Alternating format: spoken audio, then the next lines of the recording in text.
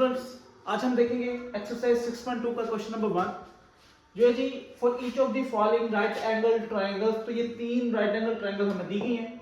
Find the trigonometric ratios. तो trigonometric ratios हमने find करनी है। तो हमारे पास 6 ट्रिग्नोमेट्रिक रेशियोज होती हैं। मैं यहाँ पर लिख देता हूँ। पहली हमारे पास होती है जी साइन थीटा। तो ट्रिग्नोमेट्रिक रेशियो में ये राइट एंगल ट्रायंगल में निकाली जाती है। सबसे पहले साइन थीटा इक्वल होती है जी परपेंडिकुलर ओवर हाइपोटेन्यूज के। अब ये जो इसकी ऊंचाई होती है इसको हम परपेंडिकुलर बोलते हैं, और 90 डिग्री, ये जो 90 डिग्री का एंगल है इसके सामने वाली जो साइड है इसको हम हाइपोटेन्यूज बोलते हैं। ये आपने याद रखना। दूसरा होता है जी कॉस, ये होता है जी बेस ओवर हाइपोटेन्यूज। उसके बाद तीसरी ट्रिग्नोमेट्रिक रेशियो हमारे पास होती है जी tan थीटा। ये होती है जी परपेंडिकुलर ओवर बेस के। उसके बाद इनकी कुछ रेसिप्रोकल्स होती है, जैसे कि साइन का रेसिप्रोकल होता है कोसेकेंट, तो वो इक्वल होगा जी हाइपोटेन्यूज ओवर परपेंडिकुलर की। कॉस का रेसिप्रोकल होता है जी सेकेंट थीटा, ये होगा जी हाइपोटेन्यूज ओवर बेस के। और tan का रेसिप्रोकल होता है जी कॉट, और ये इक्वल होगा जी बेस ओवर परपेंडिकुलर। अच्छा, अब जब भी हमने ट्रिग्नोमेट्रिक रेशियोज लिखनी है तो आपने एक चीज ध्यान में रखनी है कि ये जो एंगल है जहां पर मैंने थीटा लिखा है ये बेस एंगल होना चाहिए। बेस एंगल क्या होता है? ऐसा एंगल जो बेस और हाइपोटेन्यूज के साथ बनेगा। अगर हमने फाई की, ये इस सिंबल को फाई बोलते हैं, इसकी अगर हमें ट्रिग्नोमेट्रिक रेशियो निकालनी है तो हमें इसको चेंज करना पड़ेगा। जो हमारा परपेंडिकुलर है वो बेस बन जाएगा, और जो हमारा बेस है वो परपेंडिकुलर बन जाएगा। हमें डायग्राम को उल्टा करना पड़ेगा। तो इन चीजों को आपने ध्यान रखना है। तो जैसे जैसे हम करेंगे आपको समझ आती जाएगी। तो चलते हैं जी क्वेश्चन की तरफ। तो ये आपने नोट कर लेनी है। तो पहली जो हमारी डायग्राम थी, मैं डायग्राम दोबारा नहीं बनाऊंगा, यहाँ पे सिर्फ उसके ट्रिग्नोमेट्रिक रेशियोज लिखूंगा। ए वाली जो डायग्राम है इसमें हमारे पास जो है वो थीटा के लिहाज से बेस 3 है, परपेंडिकुलर 4 है। तो पहले थीटा वाले निकाल लेते हैं। तो हमारे पास साइन थीटा जो आएगा वो परपेंडिकुलर ओवर हाइपोटेन्यूज है, तो 4 ओवर 5। उसके साथ साथ जो हमारे पास कॉस आएगा, कॉस थीटा, वो बेस अब हमारे पास 3 है और हाइपोटेन्यूज 5 है, तो वो आ जाएगा 3 ओवर 5। आपने मैंने जो रेशियोज लिखवाई है वो नोट कर ली होंगी, तो उसके बगैर आप ये हल नहीं कर पाएंगे। तो आगे चलते हैं जी tan हमारे पास होता है परपेंडिकुलर ओवर बेस, तो 4 ओवर 3। इनके अब ये तीनों निकल आए। अब हमारे पास है जी सीकेंट थीटा। तो सीकेंट जो है वो कॉस का रेसिप्रोकल होता है, तो यहाँ पर कॉस के सामने लिखता हूँ सीकेंट थीटा। तो यहाँ पर हमारे पास 3 ओवर 5 है, तो इसका रेसिप्रोकल आ जाएगा 5 ओवर 3। कोसेकेंट थीटा साइन का होता है जी, कोसेकेंट थीटा, तो ये आ जाएगा 5 ओवर 4। अब नेक्स्ट जो है हमारे पास कॉट फाई है, और फाई जो है वो ये एंगल है। अगर हम इसको बेस एंगल बनाएंगे तो इस डायग्राम को हमें रोटेट करना पड़ेगा। तो हमारी परपेंडिकुलर इधर आ जाएगी, हाइपोटेन्यूज इधर और बेस इधर, तो 4 बेस बनेगी, परपेंडिकुलर 3 बन जाएगी और हाइपोटेन्यूज 5 ही रहेगी।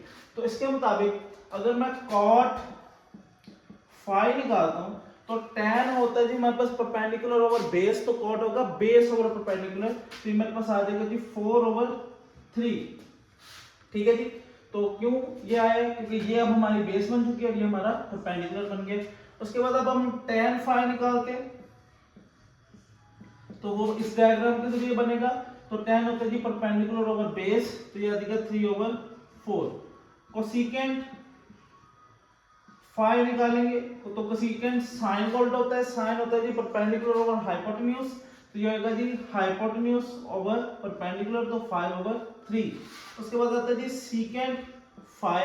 तो सीकेंट जो है ये कॉस का उल्टा होता है, तो कॉस बेस ओवर हाइपोटेन्यूज होता है, तो ये हाइपोटेन्यूज ओवर बेस आएगा, तो 5 ओवर 4। तो फाई है, तो फाई के मुताबिक हम ये बनाएंगे।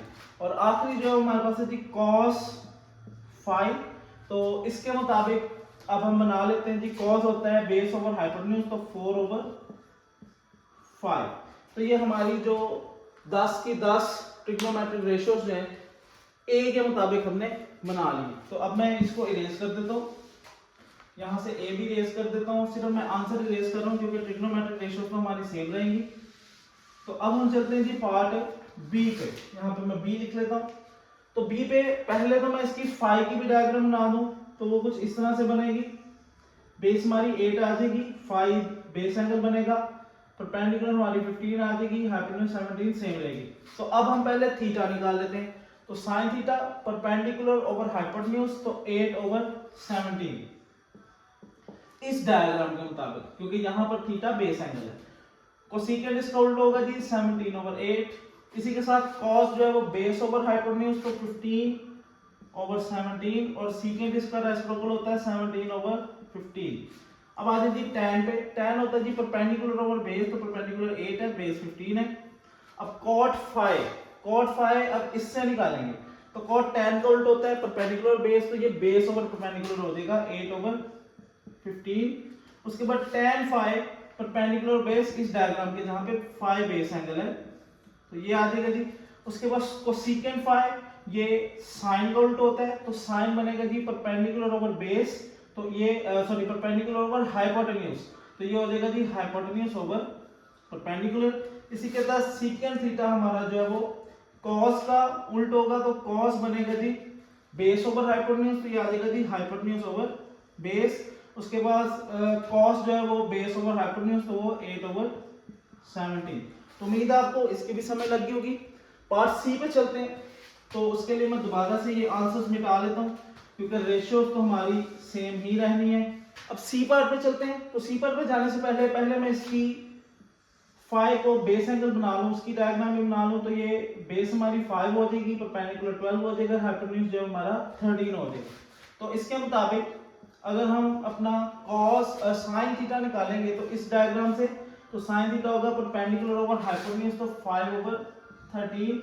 इसका रेसिप्रोकल आ जाएगा जी 13/5। कॉस आएगा जी बेस ओवर हाइपोटेन्यूज, तो 12/13 थीटा वाला, रेसिप्रोकल 13/12। tan थीटा आ जाएगा परपेंडिकुलर ओवर बेस, तो 5/12। और cot phi है तो phi में ये वाली डायग्राम इस्तेमाल करें, बेस ओवर परपेंडिकुलर 5/12। तो ये इसका रेसिप्रोकल होता है, तो ये आ जाएगा 12/5। अब हम निकाले थे कोसेकेंट साइन का रेसिप्रोकल होता है, तो यहाँ से अगर हम साइन निकालें परपेंडिकुलर ओवर हाइपोटेन्यूज 12/13 आएगा, तो उसको उल्टा करें तो हाइपोटेन्यूज ओवर परपेंडिकुलर 13/12। इस तरह सीकेंट निकाल लेते हैं। सीकेंट कॉस का उल्टा होता है, पहले कॉस निकाल लेते हैं। कॉस है जी बेस ओवर हाइपोटेन्यूज, तो 5/13। उसका रेसिप्रोकल निकालेंगे तो 13/5। तो इजी क्वेश्चन है, सिर्फ आपने ट्रिग्नोमेट्रिक रेशियोज को समझना है। तो उम्मीद है आपको इन क्वेश्चंस की समझ लगी होगी। इसकी जरा प्रैक्टिस करें, ट्रिग्नोमेट्रिक रेशियोज को याद करें, ताकि आपको ये क्वेश्चन बहुत ज़्यादा इजी लगेंगे। और आगे भी जो नेक्स्ट क्वेश्चन है उसमें ट्रिग्नोमेट्रिक रेशियोज का बहुत ज़्यादा इस्तेमाल है, तो उसको याद करें। आज के लिए थोड़ा काम कर रहे हैं इसी वजह से, ताकि आप प्रैक्टिस कर सको। और अगला जो क्वेश्चन नंबर 2 है वो आपने खुद करने की कोशिश करनी है, वो बिल्कुल इसी तरह उसका सोल्यूशन मैं आपको कल बताऊंगा। तो उम्मीद है आपको क्वेश्चन समझ लगी होगी। अगर नहीं समझ लगी है वीडियोस को दोबारा देखें, और फिर भी समझ नहीं लगते कमेंट्स में लास्ट में पूछें। और वीडियो को लाइक करें, शेयर करें, चैनल को सब्सक्राइब करें, ताकि ये नॉलेज दूसरों तक भी पहुंच सके। Thank you.